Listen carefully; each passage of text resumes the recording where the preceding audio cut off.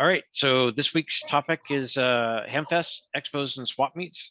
Um, a lot of the swap meets have been canceled for this year, but some of them are going virtual, which is nice. And others, for example, one of the largest called Hamvention, and let me just uh, switch the page here, is Hamvention is one of the largest ham conventions in the world.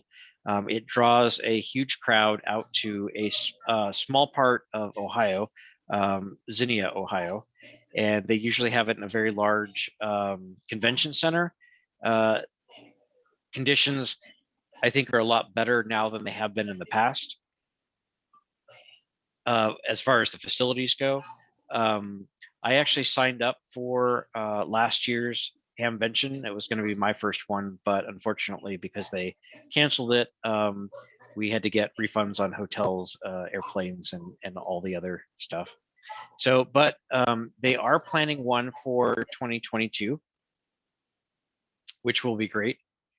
And they have, in general, a ham fest or a ham convention or an expo, goes by many names. The larger ones tend to have vendor halls where when you walk in, it's a lot of different vendors, from the very small mom and pop that are either selling smaller electronic kits or electronic parts, to the very large, like the big three, Kenwood, ICOM, Yaesu, and now of course we have Flex Radio and Elecraft. And they're there. A lot of these places you can buy radios and radio parts new. Sometimes the larger companies, they will just have a lot of information, and they'll usually show off their latest radio. Usually also there is a flea market, either a day or a couple of days during the convention. And those can be some of the most fun parts of the convention. And essentially, hams like you and me who have too much ham equipment in their closet and their junk drawer will pack up their car with all of their stuff that they'd like to sell, either old radios, new radios, anything ham related, and they may buy a table or two. It's pretty inexpensive. I've actually purchased a couple of tables in my history to either help out other people or get rid of some of my own stuff. And some people have 4 items that they want to sell, and some people have literally thousands of items that they'd like to, get a little bit of money for. It's a lot like a garage sale, if you think about it. And just like any flea market, you don't necessarily have to pay the price that is on the sticker, especially if it's getting towards closing time. A lot of people don't want to haul back all the stuff that they didn't sell. So that's when the wheeling and dealing kind of starts. So you may want to keep that in mind. They'll have speakers, so a Hamvention and a lot of the other regional and local Hamfest will have speakers come and give talks. They will generally have prizes and raffles, so you can buy 20 tickets for $15. And some of the prizes are actually quite nice. They've, radios that cost anywhere from $200 to a few $1,000s will be raffled off during the Hamfest. And then, of course, the the food is pretty can be pretty good depending on how hungry you are. But it's kind of a part information, shopping, and social is what it really comes down to for most Hamfests. For Hamvention, because they are not, they've canceled it for this year. They're going to do a QSO party, and QSO means contact on the air.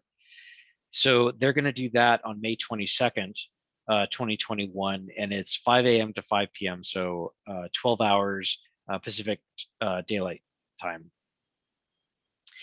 And if you have any questions, just shout them out at any time. Have any of you been to Hamvention?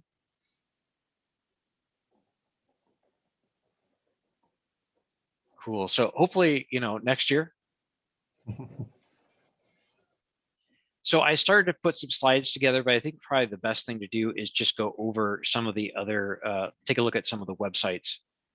So I'm just going to switch views. Pacificon is outside of Hamvention is probably one of the larger conventions in the Northwest, the West Coast, I should say, and it's held in San Ramon, California, which is just east of San Francisco. It's during the summer, fall timeframe. So this is for 2020, but so this in 2020 was October 16th through 18th.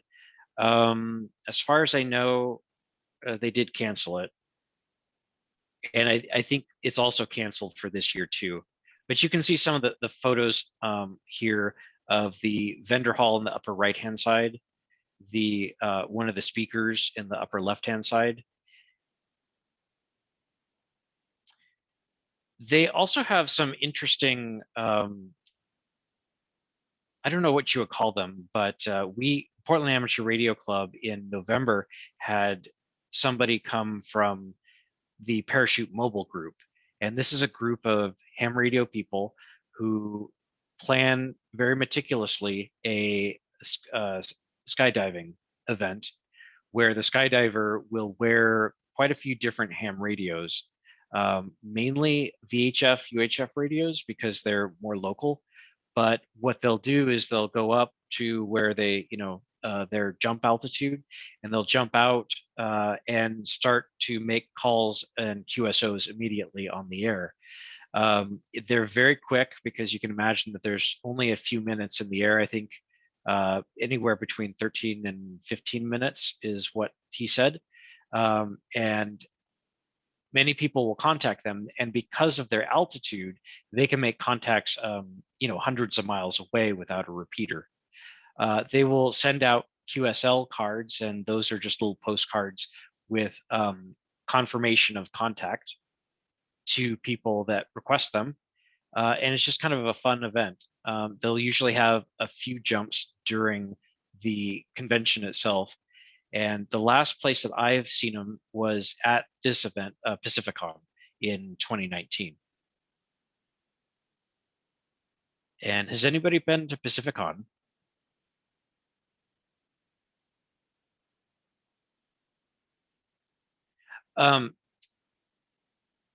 They are always looking for speakers. So if you are somebody that is really into one part or knows a lot about one part or one sub hobby of ham radio, they're always looking for people to give talks. So keep that in mind if you get really interested and passionate about one particular or more than one particular area. So here's the Hamvention website. I can skip that. This the closest ham radio ham fair is going to be the one down in Salem, and that happens twice a year. They don't really have a particularly pretty website for this. It's put on by the Salem Amateur Radio Club, and a few months before and it is twice a year, they were supposed to have it in February, and I believe October is the other month that they have it. So it looks like they're scheduled now at least for February 19th, 2022. So we have a little more than a year left. It's mainly, I would say, a flea market. They may have some other activities, but it's really a chance for a lot of the local people, local hams here, to load up their car with all their stuff and sell some stuff, buy some stuff, eat some food, and have a good time. So Max, is that Rick Real? Yes, this is Rick Real. Okay. Yeah, and so it's just east of Salem, just by a few minutes car drive. And so I've been a few times. It is kind of nice to go see what they have. I've been able to pick up some pretty cool stuff. For example, short pieces of coax that you can use as patch cables, also an antenna switch, some miscellaneous boxes. I did purchase a table for one of the local ham clubs here in Milwaukee, and they were able to sell a lot of their equipment that they were no longer using, and so that they could actually trade it off for some cash. So it's a lot of fun. If you want like a small taste, this would be a great one to go to, just because it happens twice a year. It's very easy to drive there, and it's just one day. I do recommend going early if you really want to get the cool stuff at a fair price.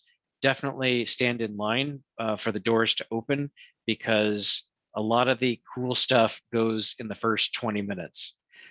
It takes about 40 minutes to walk through all the tables, just because there are so many people and so much stuff. Later on in the day, there's still stuff available, not quite as interesting or cool or rare. However, those can usually be had for a pretty good price. So check that out. Their website is w7sra.com if you want to bookmark that. This is another fun one. This is a multi-day hamvention. It's the Northwest largest convention, and it's at Seaside in at the, what do they call it? The Seaside Convention Center. Thank you, Seaside Convention Center. They did some major renovations a couple years ago at CPAC, so it's a pretty nice venue. They have a lot of speakers at this one. So if you want to go to an event where you can spend all day learning a lot about the different sub-hobbies of amateur radio from people that know it really well, this is definitely the place to go. And if they usually have at least 5 or 6 talks going on simultaneously. So what you'll end up doing is you'll have to get a schedule and figure out which ones you want to go to, which ones are interesting. So sometimes, and they try to make it so that, you know, they'll have one for beginning ham radio, like getting started, and they'll have another one for some more technical topic, so that they help balance out the people in the rooms. It's a lot of fun. The seminars themselves usually are only about 50 minutes in length. Some of the more interesting ones that I've been to, hey Dan, and I think Dan will agree, there was somebody there the last time I went in 2019 that was talking about kind of creating your own DXpedition in a suitcase. And DXpeditions are events where a group of people will get together and travel somewhere, usually exotic and remote, set up multiple radios and antennas, operate for anywhere from a couple days to a couple weeks, and then tear everything down and come home. And a lot of these more famous DXpeditions can cost upwards of $1 million or more. And the locations that are that they go to usually are so remote that transportation is one of the major costs for the participants. So, and the reason that they do this is because they want to activate a rare country or rare spot, because a lot of ham radio people will make contacts to a lot of different countries, and there's a lot of different awards that you can get by contacting 100, 200 or more countries. And so some of these countries, because of their remote location, aren't activated much more than once every 20 or so years. So it's a very big event. Anyway, this speaker, oh, there you go, Pitcairn Island. Yeah. Pitcairn. I think it's 5 miles across. And that's the Christians, the descendants of Fletcher Christian are still there. And you know, that's a sort of mutiny in the valley. And they're, yep, so I got lucky enough to snag that. And what year was that, Dan? 1990. Yeah, peak of the sunspot cycle. Nice. And I think that they've been activated since then, but maybe only once or twice. Yeah, I think about every 10 to 15 years. Typically, there's a freighter that shows up every 6 months, and that's their only contact with the outside world. So nice. Yeah, usually there's a lot of planning that goes that go into these DXpeditions. Sometimes they start 3, maybe even 4 years in advance planning them. So the speaker at CPAC talked about just you and some friends going to a not so remote location, but could be a different country, and just activating and having your own DXpedition in that country. There are a lot of different places around that aren't activated very often, and if you look around, it's very easy to find some places in the top 20, top 30 most wanted areas to contact. So that for me, and I think for Dan, was very interesting, is basically a DXpedition in a suitcase. Yes, we still have to go back to the Caribbean. Yes. There's a lot of islands there in the Caribbean, so we'll go there and set up a station. Yeah, very nice. So that's CPAC in a nutshell. I really highly recommend it. It is a multi-day event, so if you did want to go there and stay overnight, it's highly recommended that you find either a hotel or find accommodations early. Hotels, especially in Seaside, sell out early, especially the more inexpensive ones. Kind of cost for the convention? All conventions that I know of are pretty inexpensive. Even Hamvention, I think, was $25. CPAC generally runs about $10 to $14. They typically will have like an early bird, a regular, and at the door. So your best option would be to get early bird. However, I have purchased early bird and not been able to attend for one reason or another. So, but at the door is usually, I don't know what. Let's see if they. This is Denny. Hey, Denny. Yeah, along the lines of the hamventions and conventions and meetings like that, don't forget at the very end is the drawing prize. And some of those you can win $1,000 radio station. Sometimes you win $50 stuff, but you can win some good prizes there at all those conventions you mentioned, and that's all I got to say.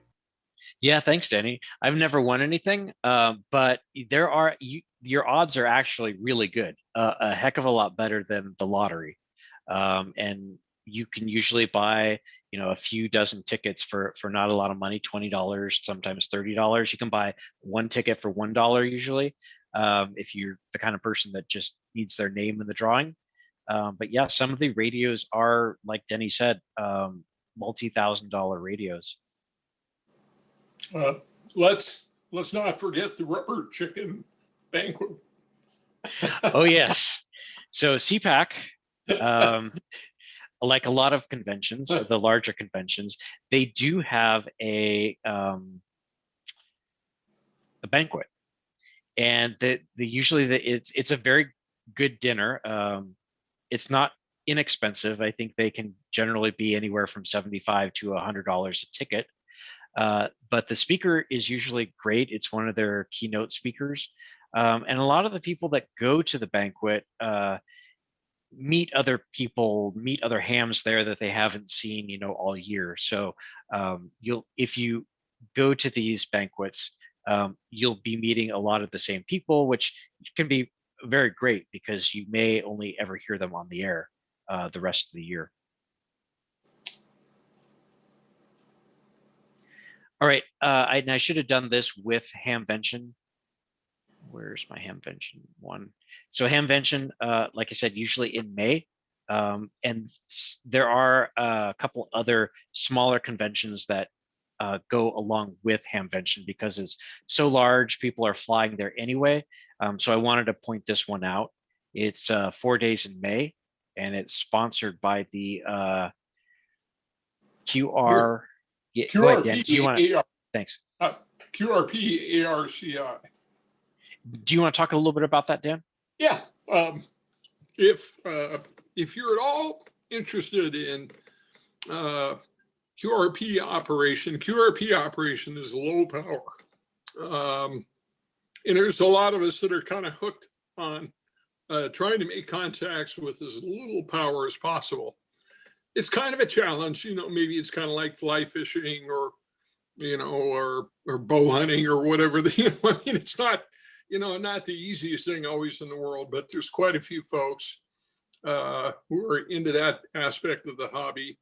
A lot of them, though not all, are into Morse code. There's still a fair proportion of folks single sideband, and they tend to be a little more technical in the sense that they'll build equipment, as opposed to what we call it. And I know it may sound derogatory, but it isn't really. It's appliance operators. I have a bunch of appliances, so don't feel bad. Anyway, this organization has been, gosh, I think it's only the second longest organization in ham radio. So I think it's since like the 1940s or 1950s. They publish a superb magazine. There's an image of it, the QRP Quarterly, with a lot of projects and a lot of information. They do contests, and they do this 4 days in May that is kind of in conjunction with the Dayton Hamfest. And there's a lot of projects that you can build, and just it's just a fun time. Yeah, thanks, Dan. And Sure. Thanks, Etienne, for posting a lot of the links. One of the things I want to point out is that if you want to get reminded of the updates for any of these events, many of them have like a newsletter or a mailing list. And so I've received actually several emails from CPAC last year and this year, just getting updates. And it'll also kind of remind you of when to buy your tickets when they're inexpensive. So those are really the, go ahead. Oh, I was just going to say the 4 days of May is going to be virtual this May. There's Hamvention. Yeah. Yeah. The 4 days of May, a lot of the presenters, and there's a wide variety of folks. They speak some to the history of radio. There was a great speaker last year, the year before, who talked about one of the early Arctic expeditions and the use of hams with Robert Byrd and a number of other people back in the 1920s. Incredibly fascinating. So, you get all kinds of presentations. So there are other ham conventions and fests that happen that are a little bit hybrid, where a lot of people will drive there or somehow travel there and camp. And so Quartz Fest is one of those. And I haven't actually been to a Quartz Fest, but they usually have one for, I think, for the East Coast and one for the West Coast. And I think it's Arizona or California that is on the West Coast.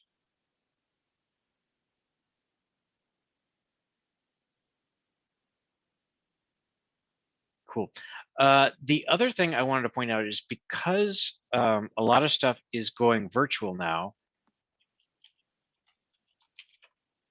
Oh, I was just going to chime in. Yeah, go ahead. Quartz Fest is kind of like the ham radio version of Burning Man. Yes.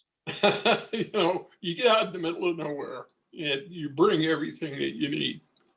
And I don't think that they don't set any big effigies on fire, but they do quite a bit of that stuff. So it's pretty remote. If you have an RV, it's a really great activity, especially if you're near where the event happens. So one of the big changes that has happened because of COVID, and I think this will continue well into the future, is QSO Today set up a virtual ham expo. And they did this last year, late last year. They had so much attendance and so much good response. They're doing it again this year.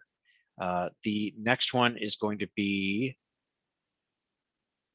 yes, March 12th of this year. Last year it was free. It was their first event. This year it costs $10 or $12 at the door, which is probably just simply same day registration. And go ahead. I did attend some of the speakers for the QSO Today. Yeah. Never seen such awesome speakers. Everyone's that I watched was very well prepared. Had their material was very good. I hope they do that again. I don't know if that's different than some of the others. I know that CPAC, I don't think they do anything to vet or organize speakers, and so it varies some. But the QSO Today, they were very good, and I hope they do it again. Yeah, thanks, Etienne. And the nice thing about this particular virtual expo is that they allow the people who have registered to view the expo, like all the talks, for up to 30 days on demand afterwards. So one of the issues that I had with CPAC was that there might have been 2 speakers that I wanted to go to. And sometimes it's not easy to fight the crowds to get from one speaker's room to another speaker's room. So this is really nice because even if you're busy that weekend, there's really no excuse to watch the speakers that you want to. So you simply just log in either during the expo, or you can log in up to 30 days afterwards and see not only the speakers, but visit a lot of the virtual booths. And you can see one example down there in the kind of the middle left-hand side, Flex Radio. They'll actually have live people to answer questions, and they get to show off their new gear and their new software and things. So it's a pretty fun event if you are available. It's not a very high cost, no travel, no gas, no hotel, no airlines, $10, and you can attend in your casual clothing. So I think it's great. Any questions on this? Any comments? Max, did you show the GQRP? I didn't. Thank you. Yeah. This is another one. GQRP is the English club, QRP club. G being for Great Britain, but if you hear a British call on air, it's going to have the prefix of G. You know, like ours are N or W or K or Alpha. You know, in England, you know, it's going to be like, in this case, George Dobbs, G3RJV. And the GQRP club is also another QRP club where they do a lot of building. They publish an excellent magazine called The Sprat. And if you're at all into home brewing, you know, or building your own equipment, or just learning more about it, it's a wonderful magazine. And yeah, they do a convention. They did it last September, and I believe they're going to do it again this coming September. Dan, do you know, is this an online that you can? Yeah. Okay. Yeah. And in fact, you could go to YouTube now, and if you typed in GQRP, you could probably see some of the presentations. And it's, you know, it's really fun to kind of get perspectives from different countries. I mean, you know, or as we jokingly say, I talk to some of my English friends, you know, we're separated by a common language. You know, see, you know, they'll just some of the way they do things, and it's just fun. And in fact, I believe England is where a lot of the soda Summits on the Air activity. I believe the GQRP Club had a part in that. Etienne can probably answer more to that than I could. But yeah, I would definitely look at the GQRP Club. Cool. Thanks, Dan. Anybody Sure. else that have been to Hamventions or know about any that I've missed? Those are the major ones that I know about, at least in this area, the Pacific Northwest, and some of the larger national ones. Well, I do have one to add, but I did want to include that, there's lots of different subsegments in many of the larger ones. Certainly CPAC is that way, PacificCon's that way, but there's a lot of informal gatherings that happen as well. I'm only familiar with informal gatherings for people who do Summits on the Air, but on the Friday before CPAC, we have, until of course last year, about 24 of us would meet for pizza on Friday night before the events would start. And also I understand for PacificCon, if you show up for lunch, Elliot K68 will buy your lunch to join them for Friedrichshafen, which is in Germany, is that right? There's a gathering of soda enthusiasts. So there are lots of informal things on the side, as well as the main topics. The other one that I've not attended that I did want to add, and I'll put it in the chat here as well, is I know people who attend SalmonCon in Washington. It's a QRP gathering over a weekend. It's around camping. So they actually, again, might do some soda summits as well, but it's a gathering for QRP around camping. I don't think there's a building they go to. I don't know what it's really like there. But I put that one up in the chat as well. A number of my friends have attended that. I think it's someplace in the Cascades east of Seattle. Thank you very much, Etienne. Yeah, I forgot about that. Was a really fun meetup that we had at PacificCon, CPAC, where we all met at a pizza restaurant, had pizza, talked QRP, and then the event was going out onto the beach, which was literally right there, and setting up the radio and making some QRP contacts. And that not just with people locally. These, QRP on HF radio, you can talk easily to people across this nation and into Canada and other places, mostly using CW just because it travels a little bit better, well, a lot better than phone does. But that was a lot of fun, just figuring out ways to keep the sand out of your radio. Did you talk about the antenna build? I didn't. Do you want to tell them about that? Go ahead and start it. I'll get the antenna out so we can show people. Okay. And Dan is talking about an event that we happened at PacificCon in 2019. A lot of the conventions, they will have some sort of a building activity. And so that year we built an HF antenna. It was a small portable HF antenna designed by somebody that runs a website that sells a lot of the kits that are like portable and small. And so we built the antenna one night, and then the next night everybody kind of set up either back at their hotel or at the convention center, or they would go out to a local park, and they just started making contacts using the antenna they built the night before. So it was a fun event. I think it cost $30, which was almost break even for the people who supplied all the parts. The whole build took about an hour and a half if you really didn't know what you were doing, and maybe 45 minutes if you had some soldering experience. There are a lot of people there to help other people with following directions and getting things right. So it was a lot of fun, and then you walk away with something that you can actually use.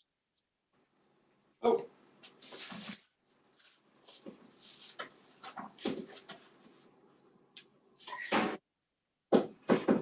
Yep.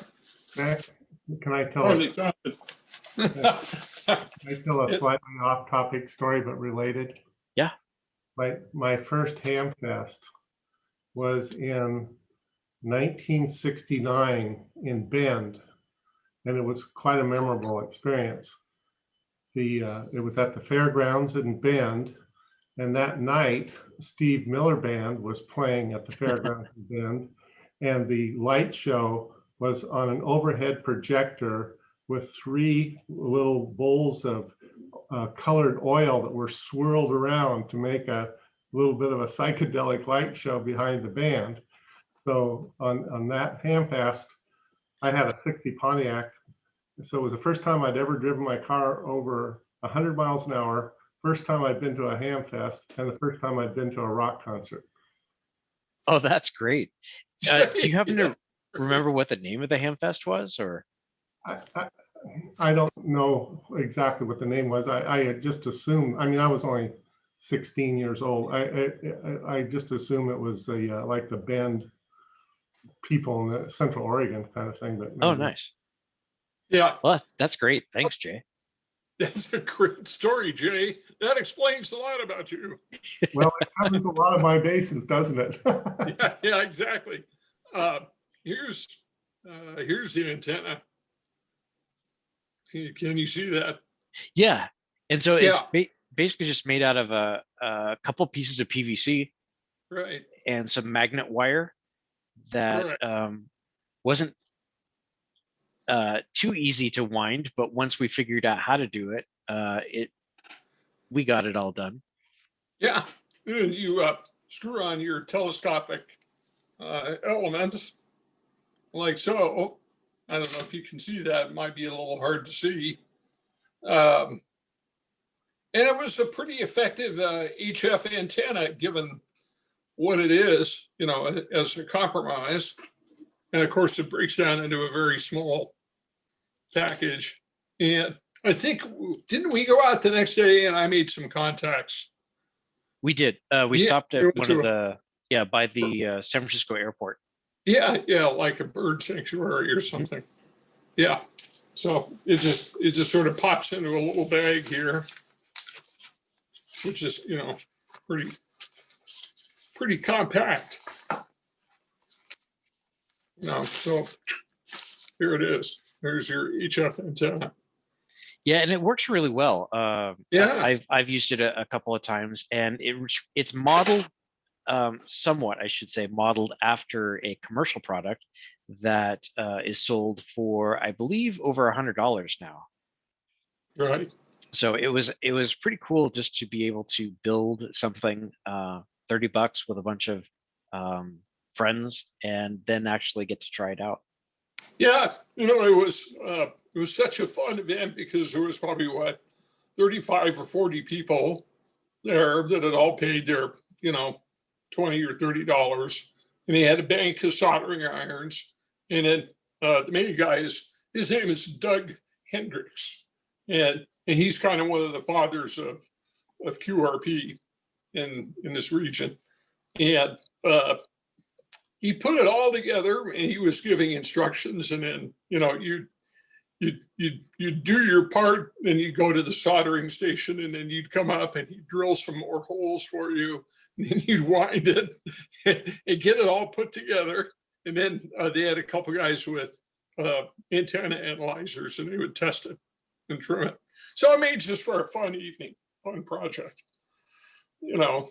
And yeah, it was hotels on the air. Hotel. That's right. An So official the idea event. was, yeah, you go back to your hotel room, hook it up to your radio, and see how many other hotel rooms you can work. You know, That's great. Thank you, Dan. yeah. And, you know, besides these, you know, generic with topics that really would suit any ham, like QSO Today, Pacificon, or CPAC, there are also those that focus on a particular topic. One that I know of, I've attended, is the Pacific Northwest VHF Society. And they would meet in different places around the region. They rotate between Seaside and Bend in Oregon, and someplace, Issaquah, for example, and then Moses Lake. They've not met in Idaho, but they have a similar program, much more condensed. It's usually just a day's worth. And the the flea market is going out to the back of people's pickup trucks after the meeting's over. So I posted their site. I'm not sure when they'll have their next event, They did not have one, of course, like many people in 2020, not even virtual.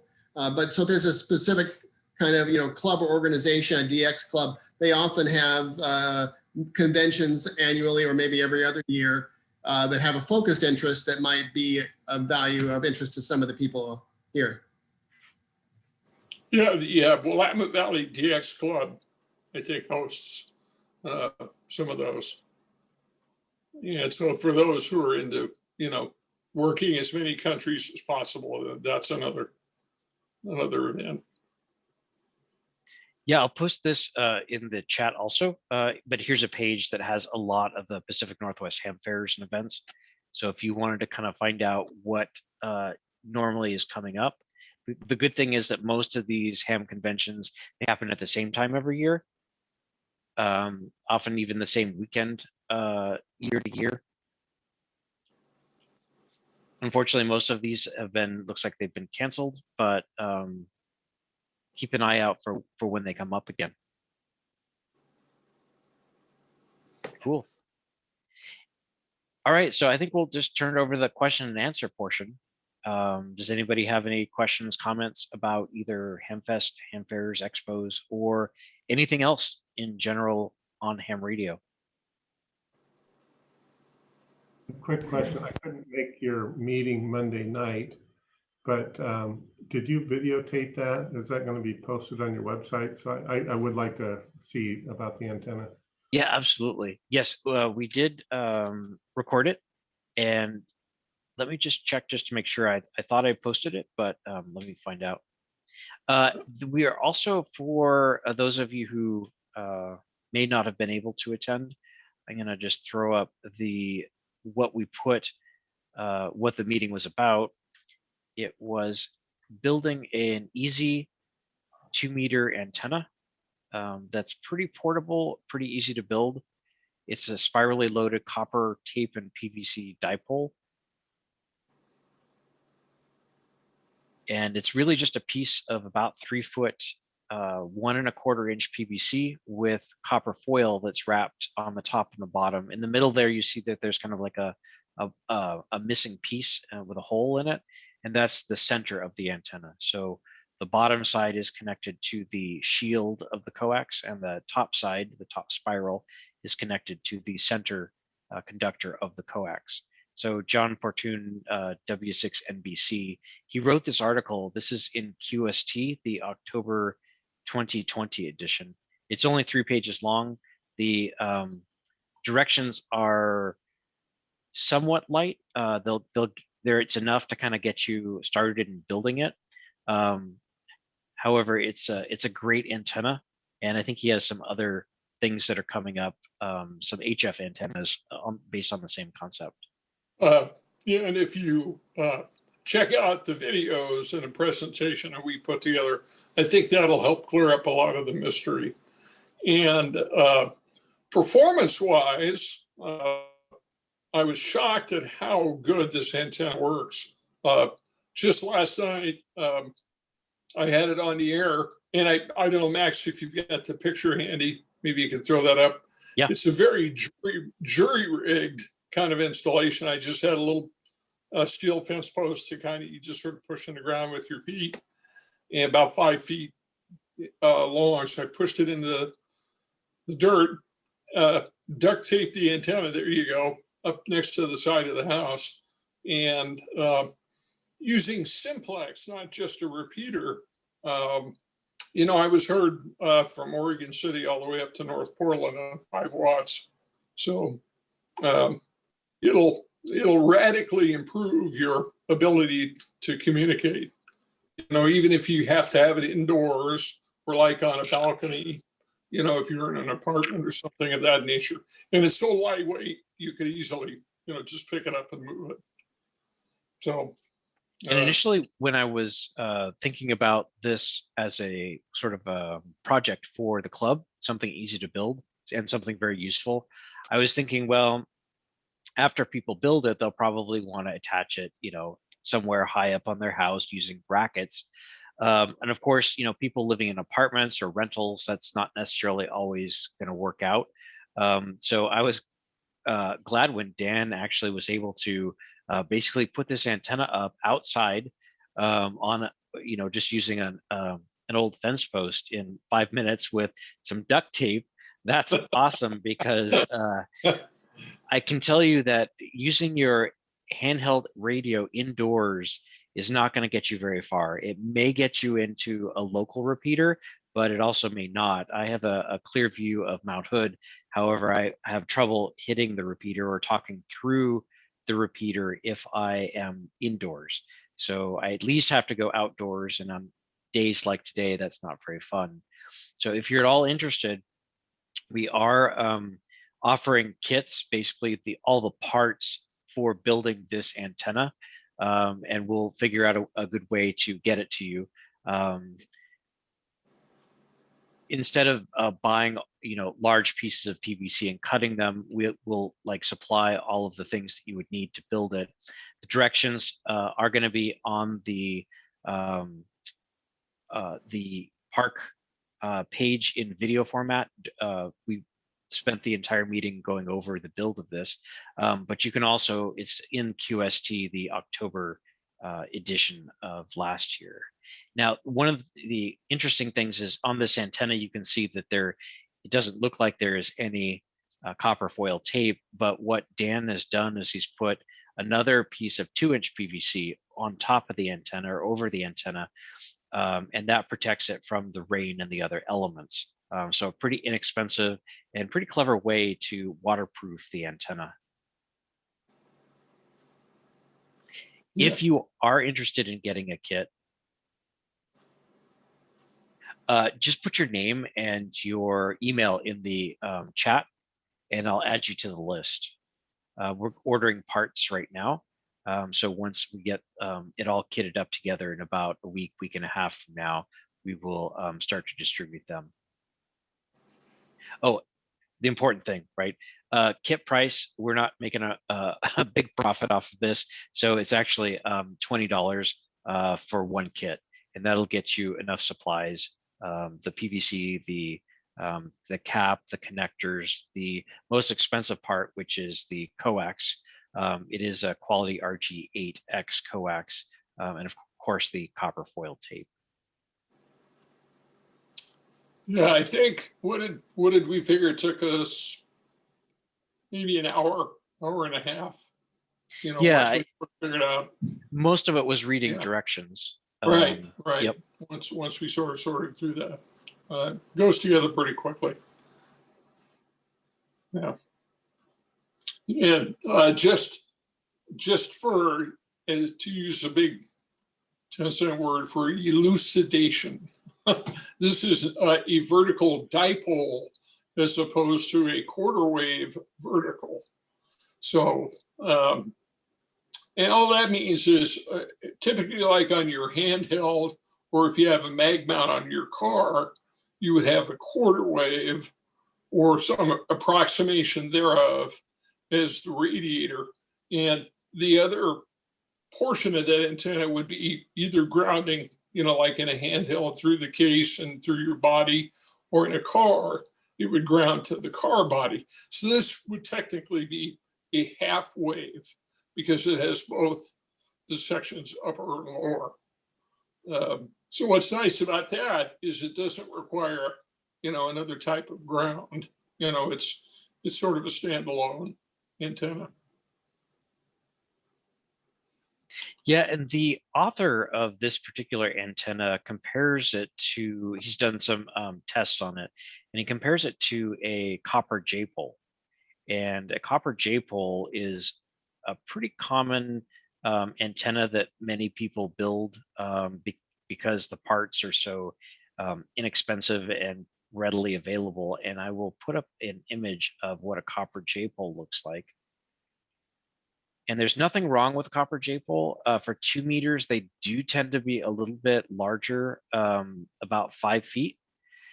And it's really simply a large and a small piece of copper water pipe that you can solder together. And you can see that the shield is attached to the large piece of copper pipe, and then the center conductor to the small copper pipe. So this is a typical antenna that you could put together and mount on your roof or on your fence or whatnot and get pretty good reception and the ability to transmit simplex and into repeaters. However, the antenna, the basically what we call the barber pole antenna that the club built, or that was our last meeting, compares very favorably to the copper J pole, about a quarter dB down from a copper J pole. So you're not sacrificing hardly any performance for something that's a lot smaller and I think a little bit easier to build. Hey Max, I have a question about that copper tubing J pole. Oh yeah. How do you tune something like that? Because I remember when you were mentioning the barber pole or the barber, what do you call it? The barber Yeah, I just call it the antenna? barber pole antenna. Barber pole antenna. Yeah. Yeah, because like when you were doing that, you were tuning it by like cutting off a thin strip of the copper and then using your tuning tool and then going back and readjusting it. Are you doing the same thing with the big copper J pole like that? That's right. Yep. So you're essentially just cutting off or somehow magically adding back sections of tubing. Some Here's my- some of the J poles, will actually are constructed in a way that they have sliding elements. Some of them are also made out of wire. I have a wire J pole that is a little easier to trim. So there's a variety of options, but we kind of like the barber pole because all you got to do is take like a little box knife or sharp knife and trim off a section, until it becomes resonant, or add it back on. And it was amazing how how quickly it tuned up and was easy to deal with. Here's my And next there question. Oh, go ahead. Okay, my next question is, instead of like physically cutting an end of the copper pipe off, can you actually tune that kind of antenna that you have up on the screen? Can you tune that by sliding the pieces in and out of each other like a trombone almost, to tune it that way until it becomes resonant? Or do you have to actually physically like take off the tip? Yeah, no, the one that I put up there, for the most part, those they tune them first before they do any major soldering and kind of put it up. I'm gonna put up on the screen if I can find my. Here we go. So this is the same J-pole concept. This is made using whip antennas. So for something that's a little bit more portable that you're not going to put on your roof, they're telescopic antennas that you can pull up and down. And so you'll start with these measurements, and then you can push them up and down just slightly to get the antenna tuned correctly. The issue with this is it's more of a portable antenna, not something you necessarily want to be left out in the rain, versus like a copper J pole that you want to tune by either cutting it off or having some way to adjust the copper pipe. And actually that's a good question, because a lot of times the antennas, if they're built and already delivered to you as tuned, that's okay, except everybody's situation is different. You put it up in your, yard or house or apartment. There may be other items that interact with the antenna that will affect the tuning and the resonance. So, it could be a perfect one-to-one, all by itself out in the middle of a field, and you put it up and you've got a drain pipe nearby, or you've got something else, and you have to compensate and retune. So it's nice to be able to have that flexibility of being able to tune an antenna once you get it into your situation, because there's many factors, the length of the coax, the height above ground, all those things can impact, the tuning, which impacts the efficiency. Yeah, so ATN, he put into chat one of the popular J-pole antennas, and this is a dual band. And this is something that if you buy comes pre-tuned. So they've already tested it. And for the most part, you can just put it up and forget about it, as long as you don't have some strange situation where you may have some metal or something that is interfering with it.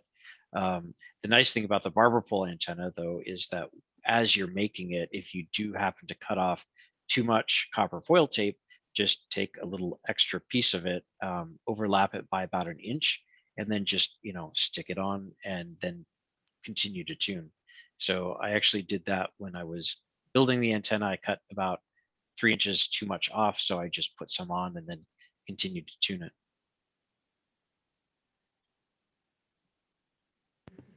Thanks a lot. Yeah, I guess I'm thinking you say tuning, and I grew up playing like a violin. I don't play it any longer, but I'm trying to tune an antenna. But yeah, it's interesting because it's a lot of the same concept of resonance and sort of getting. You can buy a certain guitar string, one for each, string up or down, and the way that you play it and the tension that you have on it produces a different sound. So that's how I am thinking of it, anyways. And it's interesting to learn more about it, anyways. Thanks. Yeah, absolutely. Thank you for the good question. Oh, Dan, you're muted. No, I was just, it's a perfect example. I was a professional musician, so I dealt with that issue all the time. And, it's very similar. There was a couple of questions in the chat. Maybe I'll address. Yeah, that'd be great. First one was about QSLing, the QSL cards to confirm a contact. And I think ATN put some stuff in there. These days, a lot of people are doing electronic QSLs because they're instantaneous, they're a lot cheaper. And I still really like the old paper. There you go. The old paper ones. They're just a lot of fun to put up. I mean, you could print them off without any problem, and stick them up. But it's just fun to have that kind of that pasteboard card. I'm sitting here in my shack looking at all these, cool cards that came from all over the world and thinking, wow, that really kind of brings back a memory. But yeah, electronic QSL and confirmation is, fun. In fact, there's a whole group of people that do nothing but collect old QSL cards from the 20s and 30s. And there was a lot of great cartoon artists. And so there's, a whole thing on QSL art, and that's about all these different things we're gonna have to do, putting the separate unit outside, all the conduit, all the extra wiring was crazy. Yeah, it is involved in it. It's not. I missed that. Was that a comment? No, I think that was somebody listening to a radio. Oh, okay. The other comment was about the fox hunt. The fox hunt I did happen on Tuesday evening. And it does happen every Tuesday and Thursday. Tuesdays is 40 meters, Thursday is 80 meters. And I was out at Max's place and had a pretty good session. We had a lot of fun. In fact, there were so many signals from all over the country in Canada that it was almost overwhelming, and pretty intense and pretty fun. Hey, Dan, I have a question on the QSL cards. What's Sure. the etiquette for getting someone's address? For instance, when I register with the FCC, knowing that my address would be on the internet with my name, et cetera, I went down, I just got a PO box. Sure. But should I say like, hey, can I send you a card, or should I just send one a card, and when it shows up in the mail, should they not be alarmed? I mean, in this day and age, you know what I mean? Yeah, no, I think it's totally fine to just send cards.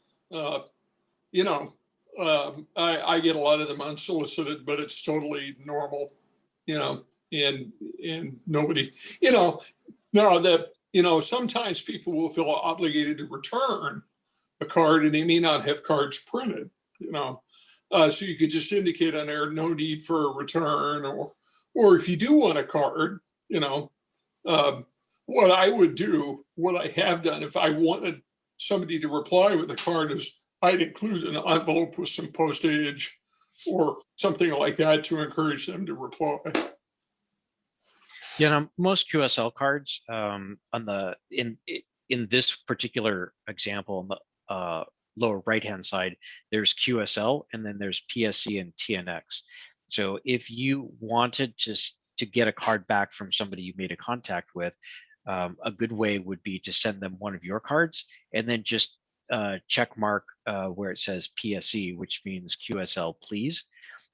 Or if somebody has sent you a card and you want to send one back to them, then you would just mark QSL TNX, which means thank you for sending me a QSL card. Thanks. Yeah, I've been Yeah. looking. I knew about QSL cards, and I just think that's neat. So I kind of want to start doing that myself. Thanks. Yeah. And as far as getting people's addresses, yeah, when you get an amateur radio license, you do have to have a mailing address. Doesn't have to be your house. This is not my house. This is actually a post office box that I have. And you can look up people's location online in several places, the FCC website, or this is another good one, qrz.com. And for QRZ, they make you log in, but it's a free account. And you can look up people's details.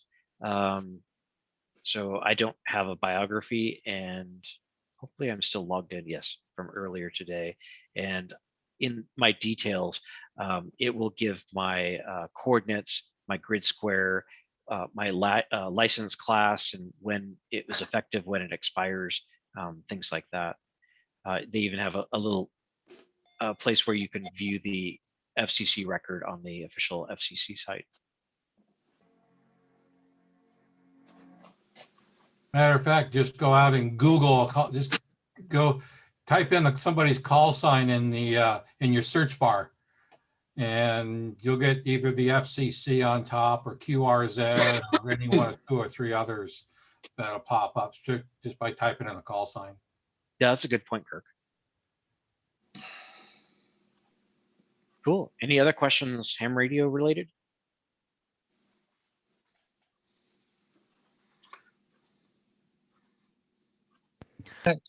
Max, I do have a question.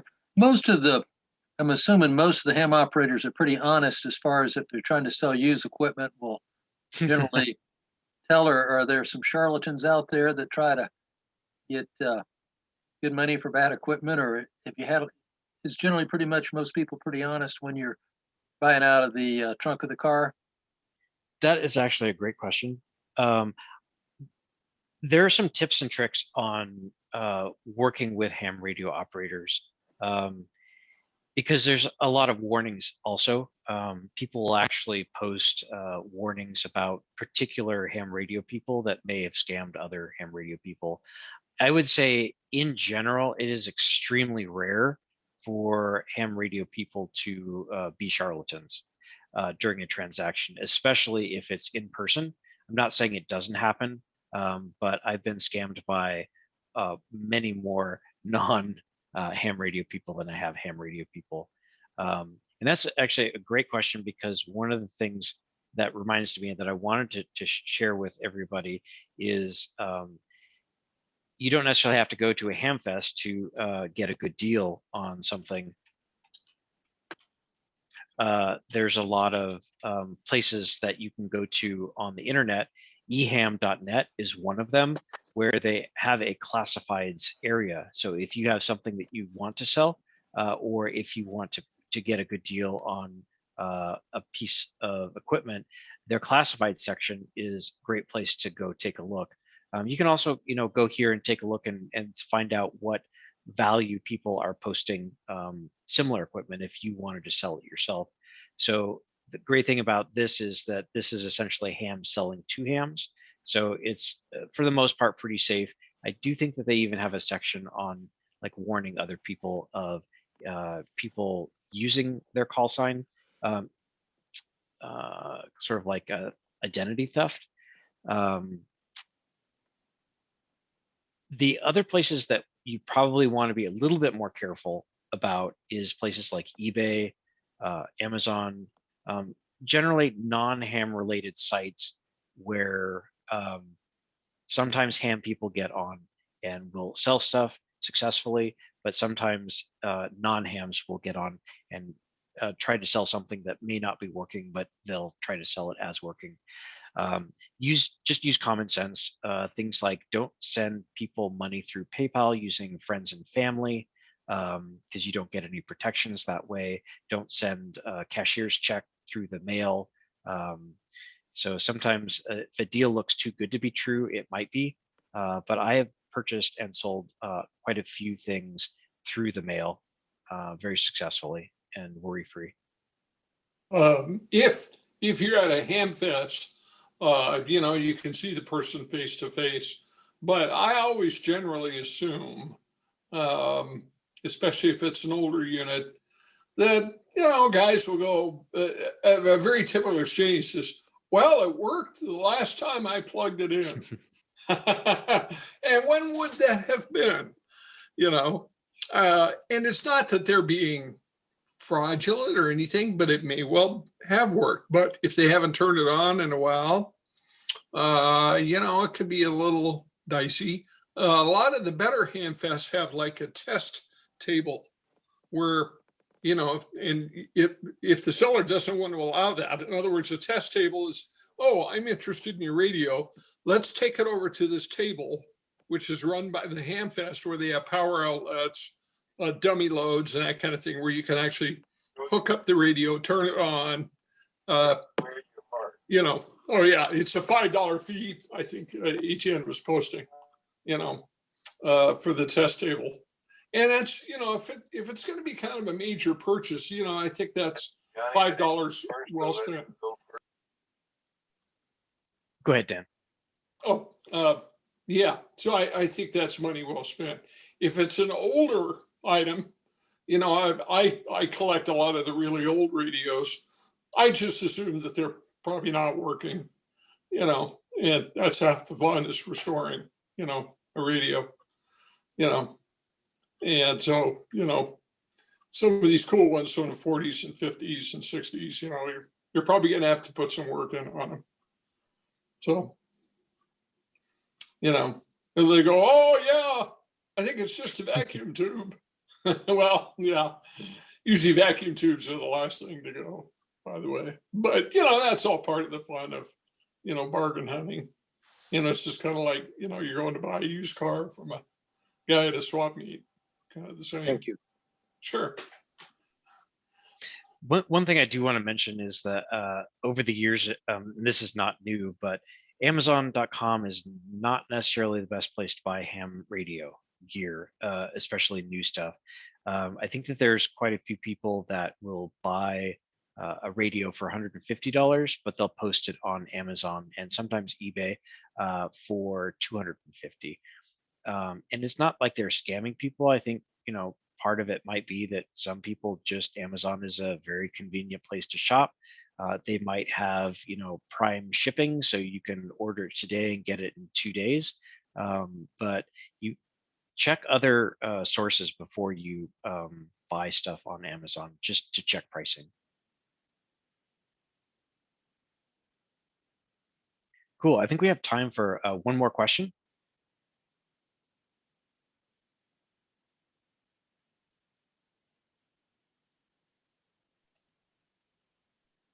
Yeah, ATN posted that there's currently on Craigslist is a $120 radio for $150.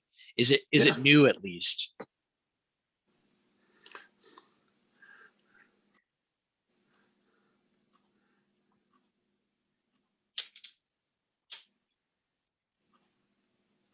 I didn't follow that. I have a quick question. Go ahead, Andrew. And this is more of just an open conversation. I'm always looking for recommendations, but I plan on going through and watching the older beginning ham series videos on YouTube. But I was wondering if there are any other, just off the top of your heads, great YouTube channels that are good for getting into the hobby, that are either, fun projects or just like beginner guides on certain builds or common things that might have you know, a lot of followers or production value that you guys would recommend? Is this for building equipment? It could be for anything new like Oh, that, building or usage. Right. Just really Got it. introductory stuff would be very Right. helpful since Right. YouTube's such a good resource. Yeah, well, the ARRL videos, are excellent. And if you want to check out a couple of podcasts, one of my favorite podcasts is called Ham Radio Workbench. And, they'll cover quite a range of topics. And I mean, you could just kind of scroll through the listings and kind of go, oh, that sounds interesting. And the guys are knowledgeable and fun. And I always learn a lot by listening to that one. And here it looks like here's some other ones that people have posted too. Yeah, I would second that. The Ham Radio Workbench. It does tend to be a longer podcast, so sometimes up to 3 hours or more. But when I'm driving around town or if I have a long drive somewhere, it's actually quite pleasant to listen to, and I end up learning quite a bit. They usually have at least one guest speaker on with 2 other hosts that talk about a lot of things. One of the YouTube videos that I wanted to mention because he's been so active is Dave Kassler. And so he has done a lot of videos on not only like taking your test and getting ready to take the test, but also building things, reviews, and other information like bonding and grounding your ham radio. They're typically shorter videos, anywhere from 5 to 15 or so minutes in length. And they're just really well thought out and put together. So if you wanted to get a little bit more information about something like what is SWR or how do I tune an antenna, take a look at Dave Kassler, and I think his call sign KE0OG. And then here's the Ham Radio Workbench. Yeah. And then also ARRL has some podcasts that are great. Unfortunately, I think they've retired a couple of them that were great in the past, and it's just people were getting a little bit older, and so they didn't. But they still have. Go ahead, Dan. Oh, I was going to say, yeah, I think you can still get the ones called The Doctors. Yes. And that's an excellent podcast, and they'll focus on different topics. And that one, what you can kind of cycle through and go, oh, I want to learn about this antenna or this situation. And there's some excellent information available there. So there's a lot of good resources. Yeah. Thank you. That was very helpful, guys. Yeah. Good.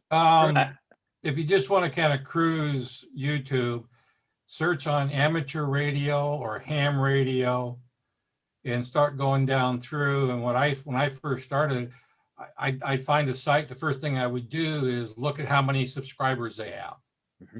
If they got 10, if they've got 5,000 or 10,000, might be something there.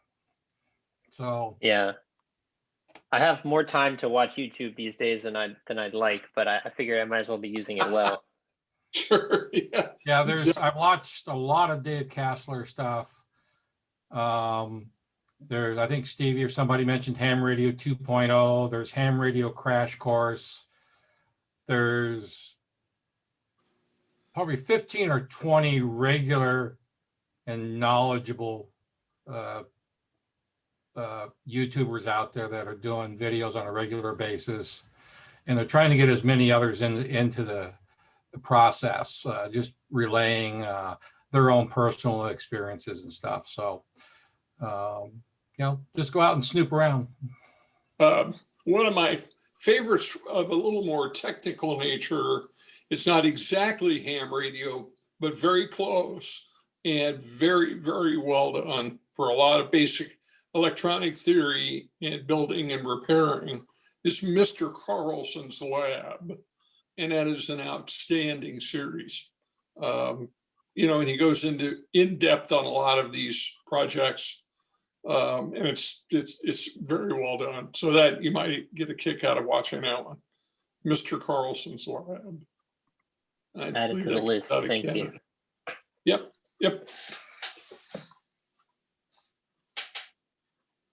Yeah, YouTube is great. I wish that there was more time for me to watch even more YouTube. Cool. Well, we're coming up to the end of the time this week.